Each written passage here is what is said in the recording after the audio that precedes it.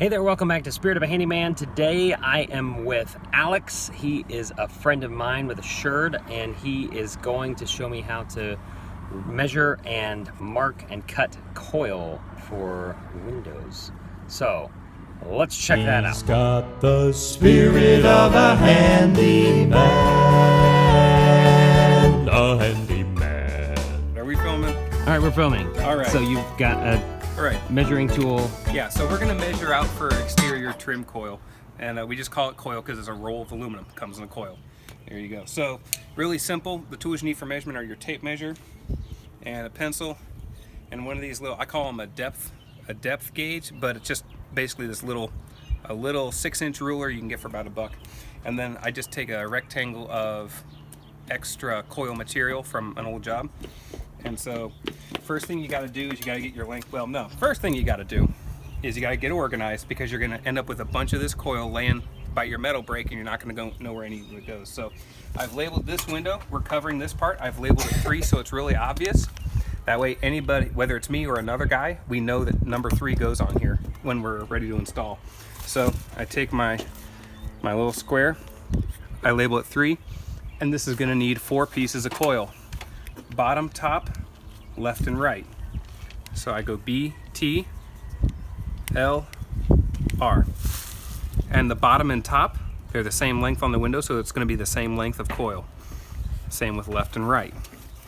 So then you grab... So 3 is just, it's window 3. Yeah, 3 is window number 3. This denotes which opening these pieces need to go in. And when we make the pieces, we'll write 3, and on the bottom I'll go 3B, 3T, 3L, 3R. I'll write them on the back of the pieces. You're so we smart. know exactly where they go. Because this is all custom, and once you get them flip-flopped, the measurements are close enough that they don't really work.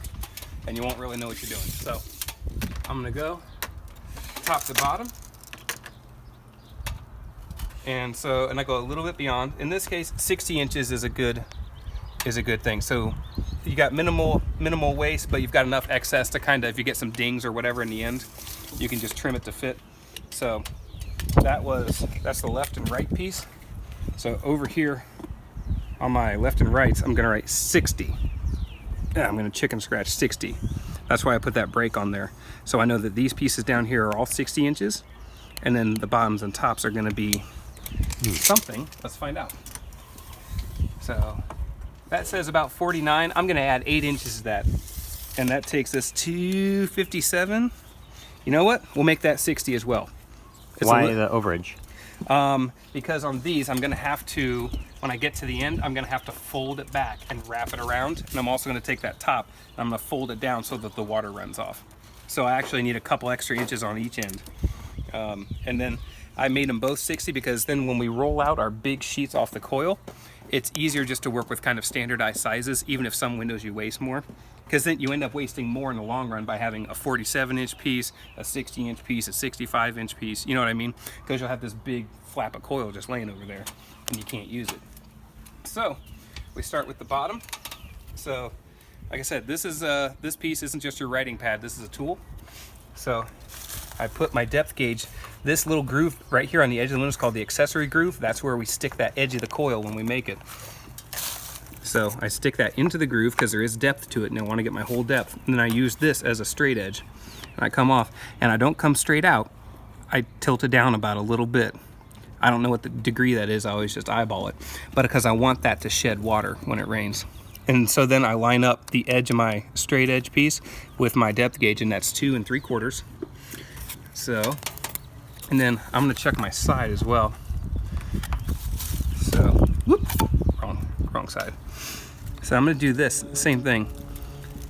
And this looks like it's gonna be, and I'm making sure that this piece is like 90 degrees. You know what I mean? It's really easy to move things around. So that says it's technically about 2 5/8. I'm gonna make this 2 5/8 on this measure, or 2 3/4 on this measurement.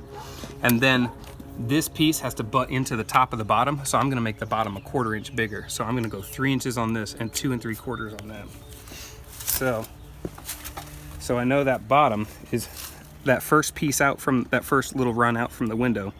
Bottom is gonna be 3 inches, but the rest of them are all gonna match. So the top will be 2 3/4. Same with left, same with right. because the top, left, and right all have to meet at the corners and be flush. So, but the bottom we want it to stick out further. We'll butt it into the top. So then I'll go ahead and I'll get the rest of my measurements for this. So now I stick my straight edge in here and I give it my angle that I want. And I stick my little ruler and I need to wrap all the way around the bottom of this.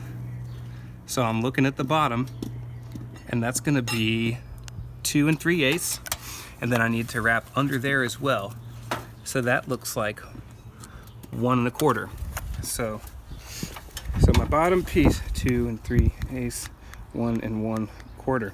So now I have a 3-sided piece of coil for that bottom piece of the window, and the measurements are 3, 2 3/8, 1 1/4, and that's going to look like this, with one open angle and then one 90-degree angle. And if you see, that's from the profile, that's exactly how your sill should look. That top is sloped so it sheds water. So that's the bottom. That's the hardest piece. So from there, this top piece, there's only going to be 2 runs, out and up, and we're going to tuck it up under there and caulk it, because this drip cap goes behind the siding. We don't want to mess with that when we're doing a remodel window. This drip cap is good. This is watertight. This has been there for years. I don't want to tear things off. I don't want to tear the siding off. So we already know, because this measurement is the same all the way around. We call that the return, where it goes back to the window. The return is the same all the way around so that the pieces can meet. I already know that the top is going to be 2 3/4. This measurement right here, we're going to come out.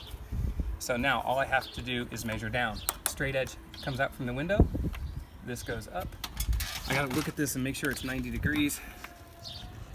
So this is going to be 2 1/4. So that top only has 2 measurements. The return measurement, which is 2 3/4, and then that upper piece, which is 2 1/4. Top's done. And the sides, same deal. We know the return depth because it's going to be the same all the way around. So all I have to check, I put this in, make sure it's 90 degrees to the window. I come to the outside and see right where my ruler crosses the piece of aluminum. That's 2 and what is that, 20, 30 seconds, which is 2 5/8. It's 2 5/8 there. And I'm also going to bring a small piece around the side and wrap it. And I know that's going to be 3/4. There's a lot of, it sticks in between some pieces there, so we can kind of make it what we want. But I know 3/4 will get me where I need to go. So therefore, on the left, 2 5/8, 3/4. So on the left, we're going to have a J-shaped piece, all 90-degree bends, but 2 3/4, 2 5/8, 3/4 to wrap out the edge. So that's the left piece. Nope, that was the right piece. Whoop. And we're gonna relabel that left and right. Got me on video, I'm nervous. I can't go back to jail, man. They can't find me. So this other piece is the exact same deal. I'm just gonna put this piece 90 degrees out to the window, and I measure over to the edge, and that's crossing right at about 2 1/2. So that's gonna be 2 1/2, and then I'm gonna make the outside 3/4 again. 2 1/2, 3/4, and again that's a J-shaped piece. So, and see, this is my card and tool. But so 3 is window 3, B, T. You can't read those, but that's R and L, bottom, top, right, and left. And then the measurements go in order. I always start with the return, then the face, and then if there's an outside piece around the outside, I put that in there. Then I usually draw out the shape. So this is an L, these are J's. This is more like, I don't know, call that an open J. But that's the bottom with that slant on the top, on that piece. And then at the edge is the length measurements. And that's it, that's how I measure it. Hopefully this video was super helpful for you and helps empower the spirit of a handyman inside of you to go tackle a project. See you next time at Spirit of a Handyman. He's got the spirit of a handyman.